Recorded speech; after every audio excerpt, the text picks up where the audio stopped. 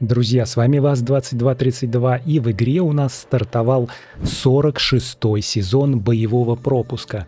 Называется он «Запретные явства». И этот боевой пропуск, на самом деле, после того, как вышел патч-ноут и появились первые изображения скинов, уже вызвал огромное недовольство игроков. Игрокам не нравились фруктики на шлемах, но я, забегая вперед, скажу, что это далеко не самый лучший скин, и мы сейчас разберемся, что есть в этом боевом пропуске, посмотрим все эти скины и потом оценим их по 10-бальной шкале. Ну, давайте уже перейдем к разбору боевого пропуска, поэтому, друзья, устраивайтесь поудобней и всем приятного просмотра.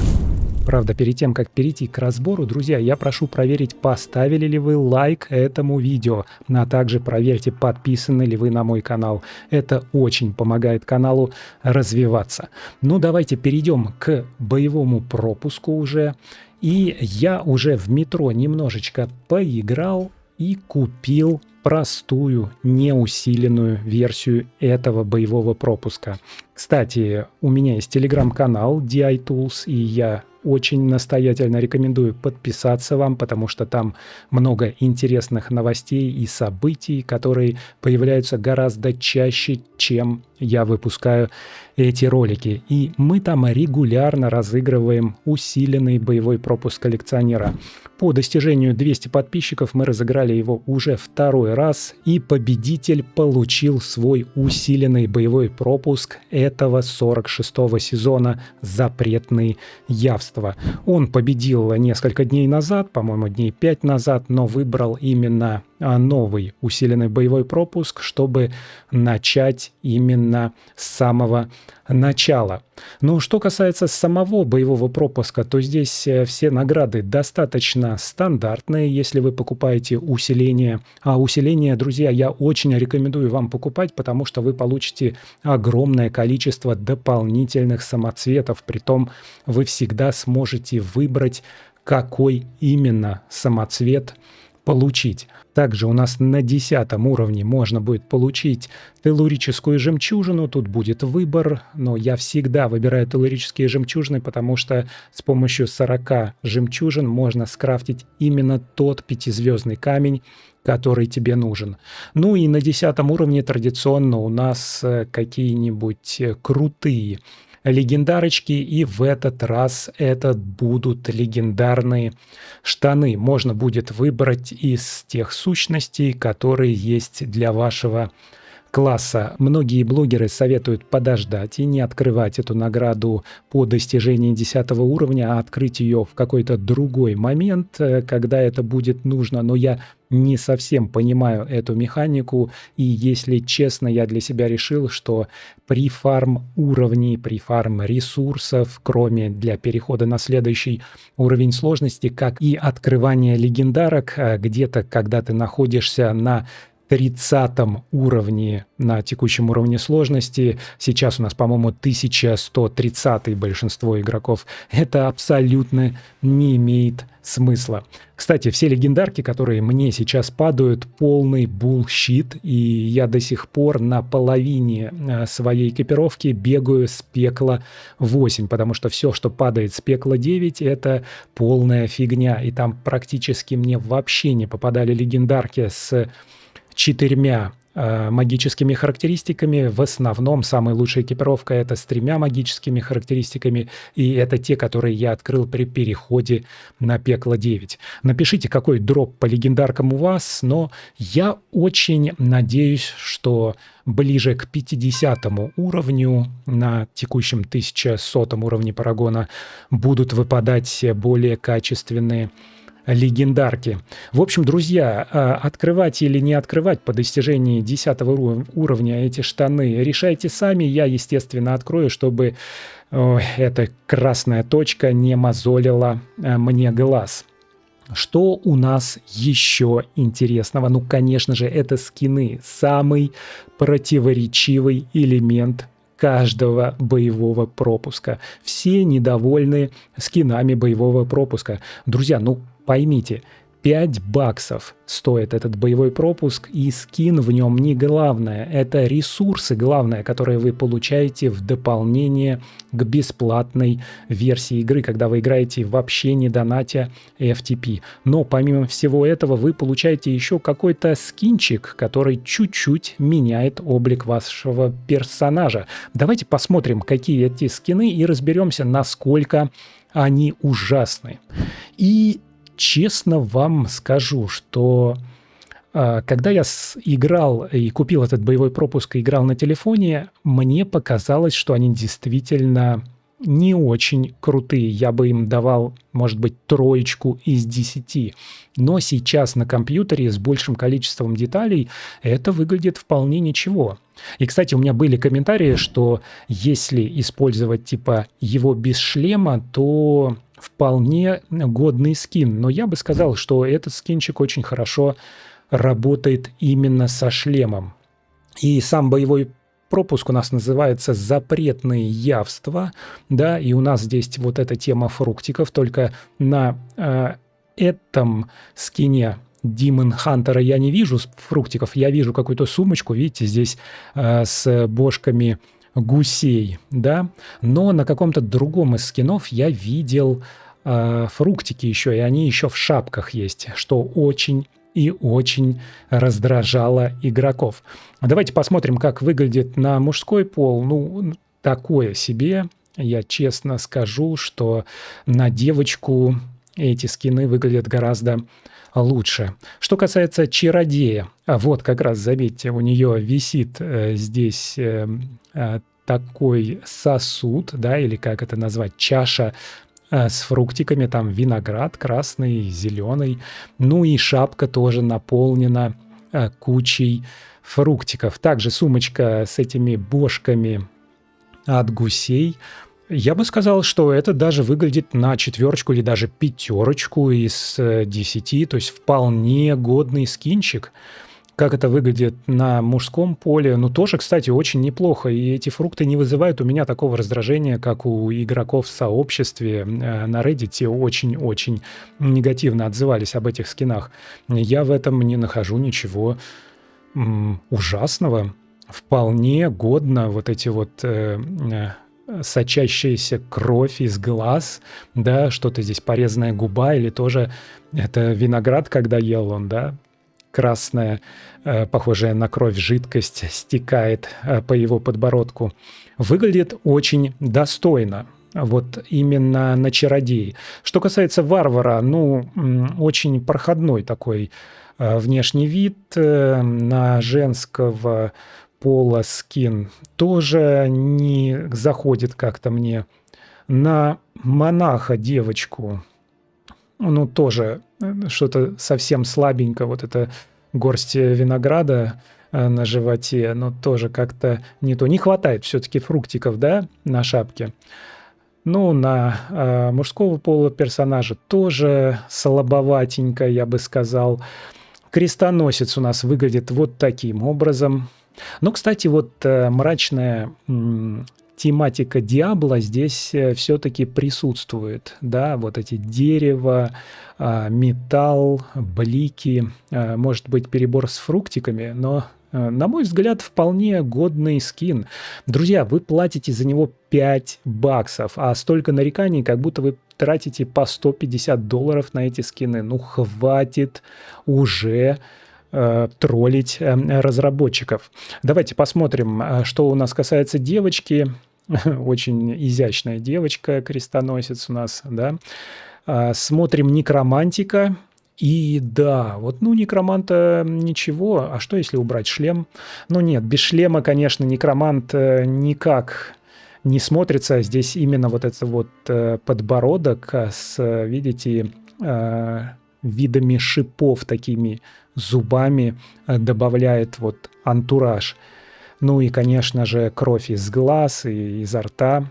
И на мужской пол очень хорошо выглядит скинчик, и я вполне даже бы с таким побегал, и мне очень нравятся черепа. Обратите внимание, какой прикольный у него щит. Ну, такой толстый, я надеюсь, что он пустой внутри, потому что таскать такую тяжесть – это очень тяжело, но видно, что он там каким-то магическим способом крепится к руке. Да, он не физически прикреплен. Рыцарь крови. Тоже такое себе. Ничего не могу супер хорошего сказать. И девочка, ну, тоже неплохо. Троечка, я думаю, есть. Но буря вообще, это как будто какой-то ребенок зашуганный. Слабенько, друзья, слабенько, но нормально. За 5 баксов вполне годная тема. Ну и друид тоже что-то походу напоминающее нашего варвара, который мы только что смотрели. Да, очень-очень слабенько. Но везде, я хочу заметить, есть сумочка и с 2 торчащими головами гусей. Что они символизируют, непонятно. Но если речь идет о явствах, то там, естественно, должны быть фруктики какие-нибудь и запеченный гусь. Друзья, что вы думаете по поводу этих скинов боевого пропуска 46-го сезона, который называется «Запретные явства»? Я бы в общем и целом дал этим скинам 4 из 10. Это далеко не самые худшие скины. Напишите, пожалуйста, в комментариях. Но если говорить о худших скинах, друзья, давайте быстренько вернемся к декоративным предметам, потому что каждый раз, когда начинается новый сезон, я покупаю усиленный боевой пропуск не коллекционера. Я покупаю именно коллекционера, когда скин действительно очень крутой, чтобы он еще был для моих твинов. Хотя, по-моему, на твинов он не распространяется. Напишите в комментариях, распространяется или нет. Но, в общем, все время, когда я играю, я покупаю этот усиленный боевой пропуск. И давайте я вам покажу, на мой взгляд, худший скин, который вообще у меня был из платного боевого пропуска. Здесь мы можем увидеть как раз вот все эти скины, которые я покупал. И вот он, этот худший скин, посмотрите. Господи, ну какой ужас. Ну вот если бы не этот хэллоуинский череп, да, который как будто ты куришь и вот выдуваешь колечко в виде черепа, очень прикольно выглядит. И как жаль, что он всего 30-дневный. Я бы бегал с такой головой круглый год. Очень классная голова, но вот этот вот скин, он просто ужасен, друзья, на мой взгляд. Пишите в комментариях, если вы со мной не согласны, потому что, ну, это выглядит настолько нелепо, грузно и, ну, как-то странно. В общем, это худший скин, который можно было получить в боевом пропуске. Я ему даю 1 из 10. А текущие скины запретных явств я, друзья, оцениваю в 4. В 4 это вполне годные скинчики, и не согласен с недовольными игроками, которые говорят, что полный отстой. Что вы еще можете получить за 5 баксов? В общем, пишите свое мнение в комментариях. Ну и помимо этого боевого пропуска у нас еще будет много событий, о которых мы сейчас поговорим. На 20 уровне, как всегда, все одно и то же. У нас тут еще должны быть эмоции. 25 уровень, опять теллурические жемчужины. Друзья, боевой пропуск в первую очередь, конечно, нужно покупать за ресурсы и за теллурические жемчужины, которые вы покупаете, чтобы получить нужную копию 5-звездного камня. Так что, если вам нравится игра Diablo Immortal, то, конечно же, не грех задонатить. Это минимальное вложение, но максимальная от него отдача. И давайте посмотрим, что у нас на 40-м. И там эмоция, приятная встреча, эмоция чата. В общем, проходной боевой пропуск, который закончится у нас 17 декабря.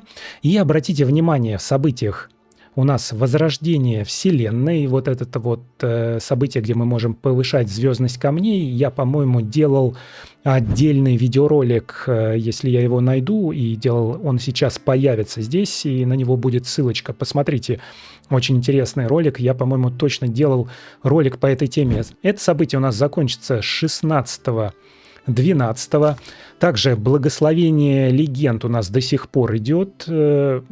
Тоже странное событие. Я забываю постоянно нажимать эту кнопку, чтобы получать улучшенные легендарки, потому что мне падает полный булщит. Мне вообще ничего нормального не падает. Заканчивается оно 17-12.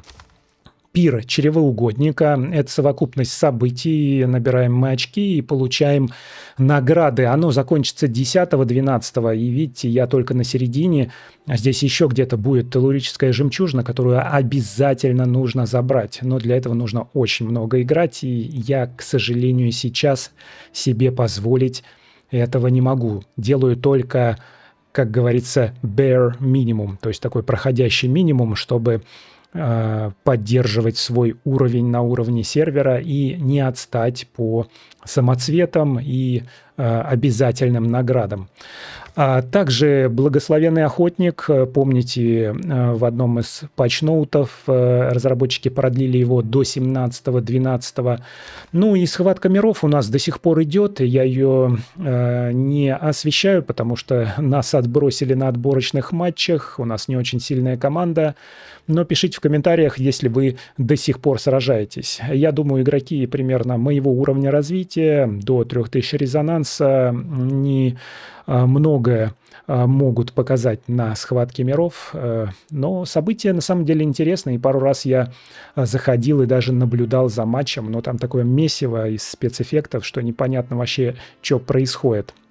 Ненасытная луна – проходящее событие, оно у нас уже закончится буквально через пару дней, и это тоже классное событие, чтобы забрать награды, в том числе и теллурическую жемчужину. И, в общем, друзья, все. Вы видите, что у нас 16-17 заканчивается основной пул событий, и мы ждем очень крутого обновления, о котором, конечно же, разработчики будут выкладывать тизеры заранее. Также у нас 26 ноября будет изменение рынка, и наверняка будет патчноут в ближайшее время по этой теме. Будем следить за новостями. Друзья, это все, что касается боевого пропуска 46-го сезона. Пишите в комментариях, что думаете по поводу всего этого безобразия. Ну и, конечно, не забудьте проверить, что вы поставили лайк этому видео, подписаны на мой канал на YouTube и на телеграм-канал DI Tools по Diablo Immortal. А мы с вами увидимся в следующем ролике.